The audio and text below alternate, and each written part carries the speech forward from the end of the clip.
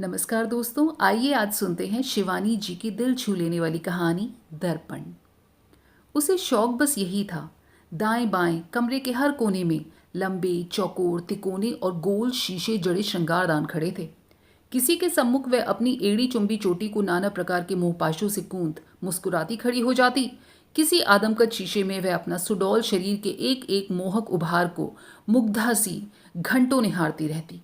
यहाँ तक कि कमरे की हर दीवार और छत पर भी आड़े तिरछे शीशों के त्रिकोण और षटकोण बने थे। कामिनी के पिता नहरों के इंजीनियर थे और उनकी समृद्धि देखकर लगता था कि हिमालय से लेकर कन्याकुमारी तक की सारी नहरों का जल प्रवाह उन्हीं के ग्रह की समृद्धि को सींचने में जुटा है। कामिनी उनकी इकलौती पुत्री थी। इसी से उसकी दर्पणों के संकल्प की इस नई सनक को भी उसके पिता हरदयाल ने बड़े ही गर्व से स्वीकार कर लिया था। हमारी कम्मों के दर्पणों का संकलन तो सचमुच देखने लायक है, वह अपने मित्रों से कहते रहते। उनकी पत्नी को पुत्री की ऐसी फिजूल खर्ची फूटी आंखों नहीं भाती थी। तू घर का कुछ कामकाज भी सीखेगी या दिन रात इन निगोड़े आईनों में ही अपना चेहरा निहारती रहेगी? पर कामिनी को माँ की सीख सुनने के लिए समय ही कहाँ था। दिन रात उसकी सखियों का जमघट उसके शीश महल में जुटता रहता। कभी सब सखियों को अपनी इम्पाला गाड़ी में भरकर वह पिकनिक मनाने कहीं चली जाती, तो कभी दिन में सिनेमा के दो दो शो ही देखने चल पड़ती। कई सप्लीमेंट्री परीक्षाओं की बैसाखियां लगा वह बीए कर पाई थी। अब केवल मन बहलाने के लिए उसने एमए में दाखिला ले लिया था। इधर अपने माता पिता से कई दिन से खटकी हुई थी। दिल्ली से उसकी मजली मौसी ने एक अत्यंत सुपात्र का अता पता भेजकर लिखा था, जैसे भी हो लड़के को हाथ से न जाने दें। लड़के ने स्वयं कहीं कम्मों को देखकर पसंद किया है। लड़का किसी ऊंचे पद पर था और हरदयाल इधर लड़की की स्वतंत्र प्रकृति को बांध नहीं पा रहे थे। माँ को वह टके सा उत्तर देने लगी थी। हरदयाल एक कुशल इंजीनियर थे। वह जानते थे कि मनुष्य की जीवन धारा को नहरों की धारा की भांति ही यदि मानव अपने बुद्धि कौशल से बांध कर नहीं रखता, तो उसका वेगवान प्रवाह संयम की ऊंची से ऊंची कगार भी ढहा सकता है।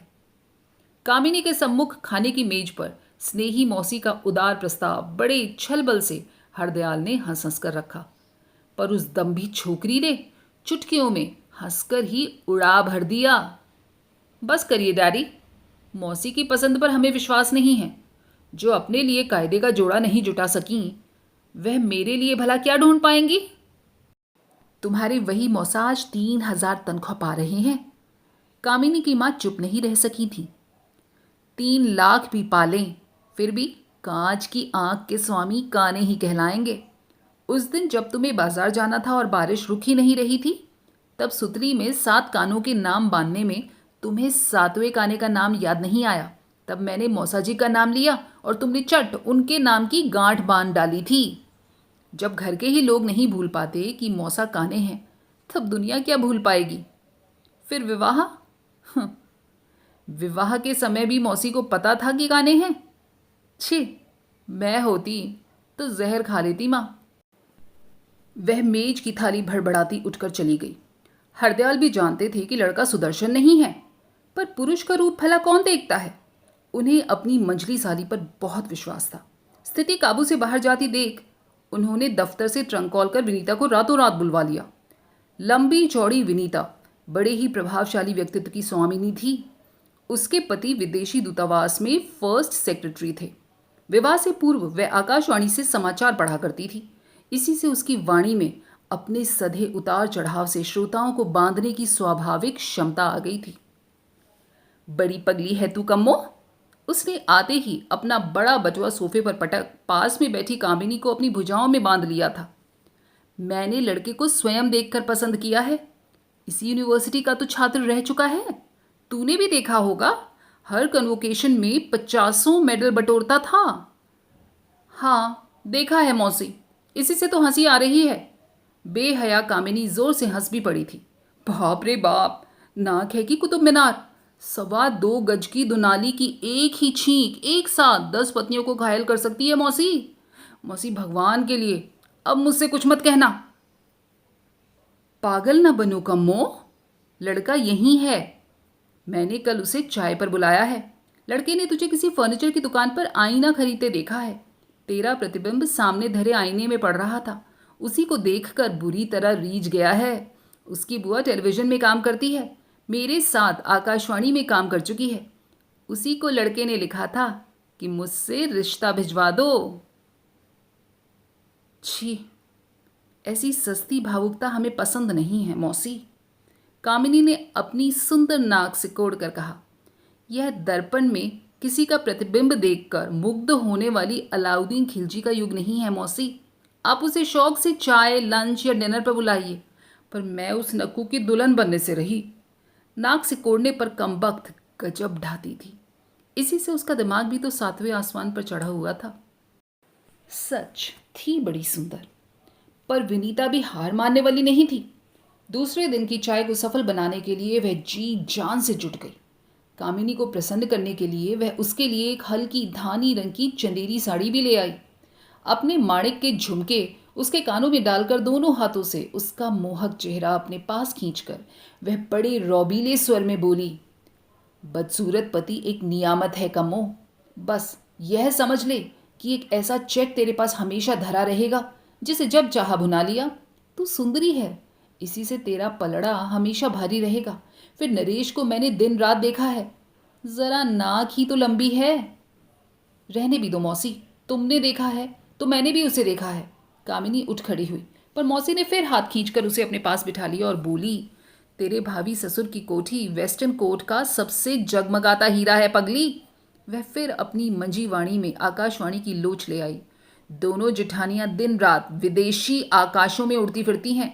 अपना हवाई जहाज है। सबका अनुमान है कि अगले चुनाव में तेरे ही भाभी ससुर का पलड़ा भारी रहेगा। कई महीनों से एक ज्योतिषी को संग लिए घूमते हैं। उसी ने भविष्यवाणी की है कि एक लक्ष्मी सी बहू आपके घर को आलोकित करने आ रही है। थैंक गॉड, मैं वह लक्ष्मी नहीं हूं मौसी। हंसकर दुष्टा कामिनी ने मौसी के कंधे पर बड़े लाड से गर्दन डाल दी। उसी पंडित ने कहा है कि वह एक दिन मंत्री बनेंगे। मौसी ने भावी मंत्री की होने वाली बहू को गोद में खींच लिया।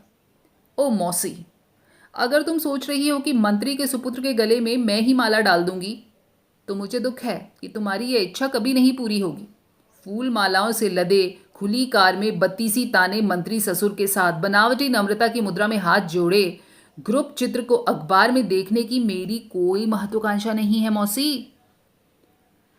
अब तू क्या दिन रात आईने में अपना चेहरा देखना चाहती है अभागी? मौसी सचमुच झुंझला पड़ी। नहीं मौसी, अपने चेहरे के पार्श्व में किसी सुदर्शन सपुरुष के चेहरे की काल्पनिक छवि भला किस कुंवारी लड़की को आकर्षित नहीं करती? ईमान से कहना मौसी, विवाह से पहले क्या तुम भी अपने सुंदर चेहरे के बगल में मन ही मन किसी सजीले दूल्हे के चेहरे की कल्पना नहीं करती थी? चुप मुंह जली, बहुत सिर चढ़ा दिया है बड़े जीजा ने। अपने विकलांग पति का उल्लेख मौसी कभी नहीं सह पाती थी। कामिनी का सिर पट से सोफे पर पटक मुंह फुलाकर मौसी चौके में चली गई। कामिनी बड़ी देर तक मनी मन हंसती रही। चलो, इसी प्रस्तावित सगाई के बहाने एक साड़ी तो मौसी से झटक ही ली। संध्या को महा आडंबर से किए गए चाय के आयोजन को चतुरा मौसी अपने अनेक चेष्टाओं के बावजूद जमा नहीं पाई। कामिनी गुमसुम मुंह फुलाए सोफे के एक कोने में ऐसी बैठी रही जैसे गूंगी हो। नरेश बेचारा स्वभाव से ही संकोची था ही। मौसी ही बार बार गोष्ठी जमाने का प्रयत्न कर रही थी। क्यों री कम्मी, जा अपना दर्पणों का संकलन तो दिखाला नरेश को। मौसी ने मीठी मिश्री सी वाणी का शरबत खोला। जानते हो नरेश, हमारी इस सन की बिटिया को दर्पणों की हॉबी का भूत चिपट गया है। न जाने कितने दर्पण ले चुकी है पर मन नहीं भरता। कमरा तो पूरा शीश महल है, जाओ तुम भी देखाओ। नरेश उठ गया, पर सहसा कामिनी ने अपनी गोलाबारी से मौसी को स्तब्ध कर दिया। इनको आज वे दर्पण भी दिखला दूंगी मौसी जी, जो डायरी ने मुझे इस जन्मदिन पर दिया है। उसमें देखने वाले को अपने चेहरे का हर नैन नक्श दुगने आकार का दिखता है ना मौसी? अपनी अर्थपूर्ण मुस्कान से उसने मौसी को अर्ध विक्षिप्त सा कर दिया था। चोट निशाने पर लगी। कामिनी के साथ चलने को उद्यत सौम्य युवक की लंबी नाक सिहर उठी। उसकी लंबी नाक मनहूस की भांति उसके भाग्य के साथ चिपकी चली आ रही थी। स्कूल में पढ़ने गया तो सहपाठी गजानन कहकर चिढ़ाने लगे। यूनिवर्सिटी में उसकी इसी सूंड को लेकर रैगिंग का महोत्सव बड़ी सफलता से मनाया गया, पर उसकी तेजस्वी मेधा का गांभीर्य सदैव उसका अभेद्य जिरह बख्तर बन जाता। आज विवाह का सुअवसर आया तो वही अभागी नाग फिर उसके सौभाग्य द्वार के सम्मुख चट्टान बनकर खड़ी हो गई। वह समझ गया कि किस उद्देश्य से उसे उस विशेष प्रकार के दर्पण के सम्मुख ले जाया जा रहा है। अनेक सजे धजे कमरों को पार कर वह मरे मन से स्वयंवरा के शीश महल में आ पहुंचा और सक पकाकर खड़ा रह गया। एक साथ उसकी लंबी नाक के सहस्त्र संस्करण छापे खाने की मशीन से निकलते समाचार पत्रों की तेजी से निकलने लगे। अचानक उसकी सहमी दृष्टि पार्श्व में खड़ी मुस्कुराती कामिनी पर पड़ी। वह आंखों ही आंखों में उसे चुनौती सी दे रही थी। धन्यवाद, आपका संकलन सचमुच अद्वितीय है। बड़े व्यंग से हंसकर नरेश ने ही चुप्पी तोड़ी। पर शायद पूरा संकलन मैं नहीं देख पाऊंगा। अभी अभी मुझे ध्यान आया कि मेरा एक बहुत पुराना मित्र इसी गाड़ी से आ रहा है। मुझे क्षमा कीजिएगा। बिना उत्तर की प्रतीक्षा किए वह तेजी से पिछवाड़े के द्वार को खोल बिना किसी से मिले ही चला गया। कामिनी अकेली ही सिर झुकाकर गोल कमरे में पहुंची तो सबने एक साथ पूछा, अरे नरेश को कहाँ छोड़ आई कम्मी? उन्हें अपने किसी मित्र को लेने स्टेशन जाना था, चले गए। मौसी का माथा ठनका। कम्मी के दम भी उद्दंड स्वभाव से वह परिचित थी। हो न हो छोकरी ने कुछ कह दिया होगा। कम से कम एक प्याला चाय का तो पिला दिया होता। मौसी बड़बड़ाने लगी, जाने क्या बात है भाई, बड़ी जीजी तुम्हारी बिटिया को अब हम नहीं संभाल पाएंगे। अपनी गृहस्थी से समय निकालकर भागती भागती आई, लड़की को चाय पर बुलाया और इन्होंने बाहर ही बाहर चराकर भगा दिया। 3 बजे की गाड़ी से जाऊंगी कहा था जीजा जी से, पर सोचती हूँ अभी चल दूँ, बस 20 मिनट है हावड़ा मेल छूटने में। मौसी का क्रोध विकट था। अपने तमतमाए चेहरे से वह सबको भस्मीभूत कर सचमुच ही हावड़ा मेल से चली गई और इधर डैडी तो मारे गुस्से के फटे जा रहे थे। अम्मा की सिसकियों का स्वर कामिनी के कानों में विष खोलने लगा। ऊब कर उसने एक साथ अपनी सब सखियों को फोन खनखना दिए। सबको एक एक कर लेती हुई वह छोटी सी चाय गोष्ठी का आयोजन करेगी। अपनी सगाई टूटने के उपलक्ष्य में उसे पाकर सब सखियां खिल गईं। लंबी नाक वाले सुपात्र को साफ ना कह देने के दुस्साहस पर उसे बार बार बधाइयां दी गई। विनीता श्रीवास्तव ने तो बढ़कर उसकी पीठ भी ठोकी। पिछले 3 महीनों में उसे 5 पात्र नापसंद कर चुके थे, जिनमें एक यही हजरत नक्कू भी थे। शाबाश कमी, बहुत ठीक किया तूने। ऐसा ही सबक पढ़ाना था सबको। लड़का जिसे चाहे पसंद कर ले और जिसे चाहे नापसंद, पर लड़की सिर झुकाकर उसकी चादर की गांठ से बंध जाए, साथ में बटोर ले बाप की पूरी दौलत। और क्या, माधुरी का विवाह अभी हाल ही में हुआ था और 20,000 के तिलक ने उसके स्वस्थ पिता के सुदृढ़ स्वास्थ्य दुर्ग की नींव को हिलाकर रख दिया था। बल्कि मैं तो चाहती हूं तूने सुरपणखा की सी नाक का नमूना भी काट कर रख दिया होता। माधुरी के इस उदार प्रस्ताव का सखियों के सदन में तुमूल हर्ष ध्वनि के साथ स्वागत किया गया। कामिनी की सखियां उसके नित्य नवीन अभिनव सौंदर्य की सहस्त्र कंठों से प्रशंसा कर रही थीं और सौंदर्य प्रभुता के मद में झूमती कामिनी उन्हें जी भरकर जिमा रही थी। हाय कितनी सुंदर लग रही है तू कम्मो, जानबूझकर ही आज सज्जा का घातक प्रहार किया गया था क्या? माधुरी बोली, मेरा ख्याल है मेरी खाल तेरी जैसी चिकनी होती और ऐसा चंपई रंग होता तो मैं तो कभी इतने सारे स्किन लोशन, उपटन और लेप प्रलेप नहीं घिसती। माफ कीजिए, कामिनी ने हाथ का कांटा नीचे धर दिया। अट्टालिका की शोभा तभी बढ़ती है जब उसकी दीवारों पर रंग चूना लगा हो, खिड़कियों के शीशे चमकाए गए हों, द्वार पर रोगन वार्निश की चमक हो, चमकीले पर्दे हो और छत से लटकते हो झाड़ फानूस। हंसते हुए कम्मो ने अपने कानों के 4 मंजिले झुमके हिलाकर कहा, ठीक ही तो कह रही है। विनीता ने चापलूसी का मक्खन थपेड़ा और साथ में ही अपने लिए 1 प्लेट बोटी कबाब का ऑर्डर दे दिया। इन्हीं झुमकों को पहनकर हमारी कम्मो रानी यूनिवर्सिटी गई तो हमारे दुष्ट सहपाठी लट्टू हो गए थे और उन्होंने इसे खूब छकाया था। चल हट मरी, तू सब याद रखती है। कामिनी ने बनावटी लज्जा की लाली बिखेरी। मन ही मन तो वह प्रसन्न हुई। चापलूसी और हंसी के दौर में वह सखियों के साथ उठकर बाहर आई और बटुए में 32 रुपये की जमा पूंजी में कुल 30 नए पैसे बचे थे। सबको एक एक कर उसने घर पर उतारा और अपने बंगले में पहुंची तो सब बत्तियां बंद थीं। अम्मा ने शायद उसे देख लिया था। रामजस छुट्टी लेकर घर गया है, गैस के चूल्हे के पास खाना धरा है, खा लेना। कामिनी को भूख नहीं थी। फिर अम्मा की बेरुखी से वह और भी खिन्न हो गई। नित्य तीनों प्राणी एक साथ 9-10 बजे रात को खाना खाते थे और आज 8 ही बजे खा पी कर उसका खाना पटक दिया गया था। खैर वह नहीं खाएगी, पर बादाम चिरौंजी का अवलेप तो पकाकर चेहरे पर लगाना ही होगा। 3 ही दिन उसे लगाने से उसकी चिकनी खाल और भी चिकनी हो उठी थी। उसने गैस का चूल्हा जलाया, अवलेप पकाया और आंचल से गर्म कटोरी पकड़कर कमरे की ओर चल दी। उसी क्षण जिस झीनी पारदर्शी गुलाबी साड़ी में उसके सौंदर्य में 4 चांद जड़ दिए थे, अचानक उसके सौंदर्य कोश को किसी बर्बर क्रूर शत्रु की भांति लूट कर रिक्त कर दिया। आंचल में लगी नन्ही सी लपट को वह देख नहीं पाई। कमरे में पहुंचने तक तीव्र हवा के झोंकों ने उस लपट को चिता में बदल दिया। धीरे धीरे चिता ने उसे घेर लिया। न वे चीख पाई, न लज्जावश कपड़े ही खोल पाई। छटपटाती और आतिशबाजी की चरखी सी घूमती कामिनी को पहले हरदयाल ने देखा और फिर चीख मारकर अम्मा आ गई। देखते ही देखते पूरा पड़ोस जुट गया। कपड़े चीरे गए, कंबलों में लुढ़काया गया, पर सौंदर्य प्रासाद फूक गया था। रह गया था खंडहर। एक आंख जलकर बाहर लटक गई। निचला होंठ बुरी तरह जल गया था। जो दाड़िम सी दंत पंक्ति मुनियों का मन भी मोह सकती थी, अब दिल दहलाने लगी। 3 माह तक अस्पताल की विभीषिका में उसका सीमित परिवार गहन अंधकार में डूब कर रह गया। चाहने पर भी माता पिता प्राणों से प्रिय इकलौती के प्राणों की भिक्षा नहीं मांग पा रहे थे। क्या लेकर जिएगी वह लाडली अप्सरा जो नित्य नवीन दर्पणों में अपना चेहरा देख देख कर नहीं अगाती थी? अब क्या देखेगी? मैं तुम्हें बोस्टन ले चलूंगा बेटी, बड़े साहस से हरदयाल बीमार पुत्री के पलंग की पाटी के पास झुककर कहते। वहां स्किन ग्राफ्टिंग? अधूरी वाक्य ही उनके कंठ में सहसा सिसकी बनकर अटक जाता। असहाय रुग्णा पुत्री का विभत्स चेहरा उन्हें चुनौती दे उठता। हरदयाल ने अस्पताल में भी पुत्री को बड़े शासन में बांध दिया था। मिलने वाले आते तो उन्हें बाहर से ही टरका देता। कामिनी की सखियां बारी बारी से आकर कई बार लौट चुकी थी। हार कर उन्होंने पूछना भी छोड़ दिया था। कम्मो को अस्पताल से छुट्टी मिली तो उसके घर पहुंचने से पहले ही उन्होंने उसके सब दर्पणों को अस्पताल और अनाथालय में बंटवा दिया। जिस घर में 20 दर्पण जगमगाते थे, वहां अब चेहरा देखने को एक फूटा आईना भी नसीब नहीं होता था। यहां तक कि दाढ़ी बनाने के लिए भी हरदयाल अपना शीशा 7 ताले खोल लुक छिप कर ऐसे निकालते जैसे डाका डाल रहे हों।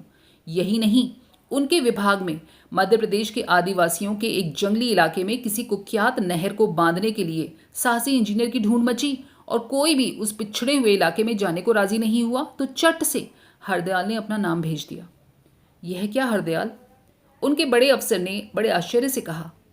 तुम हमारे सीनियर अधिकारी हो, तुम्हें वहां कैसे भेज सकते हैं? आदमी का चेहरा देखने को तरस जाओगे।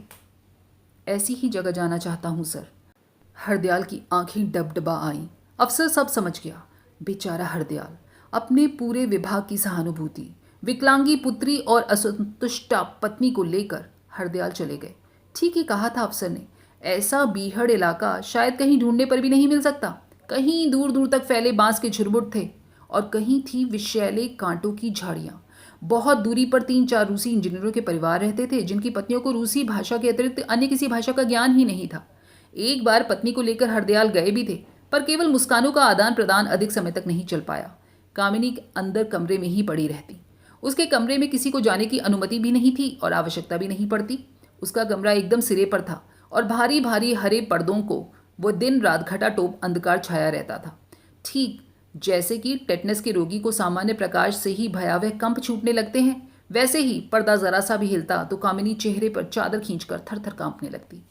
बड़े तड़के डैडी उसे घुमाने ले जाते। उस स्नेह भीनी आहट को वह पहचानती थी। उसका अधजला चेहरा देखकर कभी जंगली आदिवासी कुछ कह न बैठे, इसी भय से हरदयाल तड़के ही उसे घुमा टहलाकर लौट आ लाते। सभ्यता और संस्कृति से कोसों दूर उस एकांत वनस्थली में भटकना कामिनी को बहुत अच्छा लगता था। लौटने को उसका जी नहीं चाहता था, पर हरदयाल को समय का विशेष ध्यान रखना पड़ता था। लौटने में विलंब होना खतरे से खाली न था। एक बार ऐसी ही भूल वह कर बैठे थे। कामिनी बड़ी देर तक घूमने की जिद कर बैठी। लौटे तो आदिवासी स्त्रियों का झुंड काम करने निकल पड़ा था। कामिनी को देखकर उनकी भयत्रस्त मुख मुद्रा और विचित्र फुसफुसाहट ग्राम्य करने के लिए उनकी भाषा का ज्ञान होना आवश्यक नहीं था।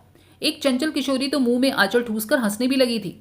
लज्जा और परिताप से हरदयाल का माथा झुक गया। हाय रे मूर्खा जंगली छोकरी, तुझे क्या पता कि कुछ ही महीनों पहले उनकी पुत्री का सुंदर सा चेहरा दिया लेकर ढूंढने पर भी तो नहीं मिल सकता था।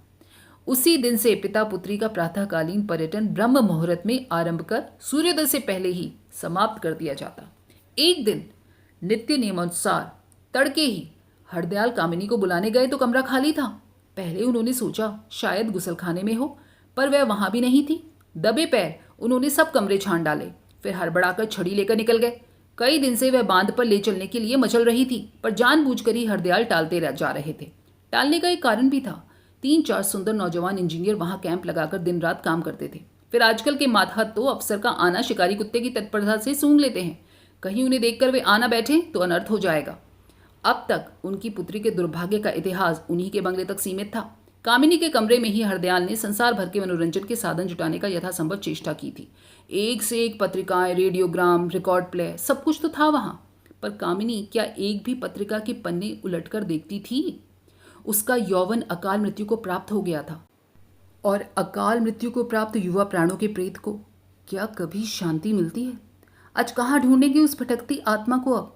बेचारी लड़की, इस उम्र में क्या पिता के साथ घूमना अच्छा लगता है? ऊब गई होगी, हो ना हो वह निश्चय ही बांध की ओर गई होगी। उनका अनुमान ठीक था। नहर के पास ही एक बड़े से पत्थर पर मूर्ति सी कामिनी बैठी थी। दोनों पैर नहर में लटकाए कामिनी ही तो थी। नहर की कच्ची कगार पर भला ऐसे कौन बैठता है? अभी 2 माह पूर्व एक मजदूरनी गारे की टोकरी सहित इसी कगार से नीचे फिसल कर बह गई थी। उसी दिन से यह ऊंची चट्टान धर दी गई थी। एक लाल नन्ही खतरे की झंडी भी तो फहरा रही थी वहां, फिर भी कामिनी वहीं जाकर बैठी थी। कामिनी बेटा, तुम यहाँ कैसे पहुंच गई? देखती नहीं खतरे की झंडी लगी है? चिंतातुर हरदयाल ने बड़े ही चातुर्य से बातों में बांधकर पुत्री का हाथ पकड़कर पीछे खींच लिया। आपने मुझे यहाँ ढूंढ लिया डैडी? वह हंसी। साथ ही उसके जले गाल का अर्धचंद्र बना घाव भी हंसने लगा। खतरा जब आता है लाल झंडी हिलाकर नहीं आता डैडी। क्या कर रही थी यहाँ? हरदयाल के चेहरे पर हवाइयाँ उड़ रही थीं। जरा सी देर होती तो न जाने क्या अनर्थ कर बैठती है लड़की। पूछते हैं क्या कर रही थी? अपना चेहरा देख रही थी डैडी। मेरे सारे दर्पण आपने तोड़ तोड़ कर फेंक दिए, पर इस दर्पण को पत्थर भी नहीं तोड़ फोड़ सकता। उसने एक बड़ा सा ढेला उठाकर नहर में फेंका। छपाक से पत्थर ने लहरों में भयावह विस्फोट सा किया। साथ साथ खड़े पिता पुत्री के प्रतिबिंब का साया जल राशि में टूट टुटाकर फिर उभर आया। देखो ना, वह फिर हंसी। इस दर्पण में आज पहली बार मैंने अपना चेहरा देखा है। मेरे पिछले जन्मदिन पर आपने मुझे ऐसा दर्पण दिया था जिसमें चेहरा दुगने आकार का एक हास्यास्पद चेहरा दिखने लगता था। याद है? आप मेरा चेहरा उसमें देखकर बड़ी देर तक हंसे थे। इस दर्पण में भी चेहरा ठीक वैसा ही दिखता है, पर आज आप हंस नहीं सकेंगे डैडी। घर चलो कामिनी। हरदयाल को उस निर्जन स्थान में पुत्री के चेहरे का घाव और भी भयावना लगने लगा। चलती हूँ डैडी, घबरा क्यों रहे हैं? आपका एक छोकरा इंजीनियर तो तड़के ही ड्यूटी पर आया था। मुझे देखा तो चीख कर उल्टे पांव भाग गया। वह फिर हंसी। शायद मुझे मजदूरनी का प्रेत समझकर भाग गया डैडी। उसने एक बड़ा सा ढेला फिर अपने प्रतिबिंब पर दे मारा। जल राशि सिकुड़ी, सिमटी, फिर एकाकार हो गई। पिता पुत्री के प्रतिबिंब का स्पष्ट चित्र फिर उभर आया। इस दर्पण को आप बांध भले ही लें। एक लंबी सांस खींचकर कामिनी होठों ही होठों में बुदबुदाई। तोड़ नहीं सकते। भारत के विभिन्न प्रांतों की अपनी वेगवती नहरों को अपने बुद्धि कौशल से बांधने वाला नहरों का इंजीनियर उस जंगली इलाके की एक तुच्छ नहर के सम्मुख सिर झुकाए, विवश, चुपचाप खड़ा रह गया। दोस्तों, कैसी लगी आपको ये कहानी? नीचे कमेंट करके ज़रूर बताइएगा, और अगर पसंद आई हो तो प्लीज़ लाइक, शेयर और सब्सक्राइब करना मत भूलिएगा। फिर मिलेंगे अगली बार एक नई कहानी के साथ। तब तक अपना और अपनों का खूब सारा ख्याल रखिए। स्वस्थ रहिए, मस्त रहिए। नमस्कार।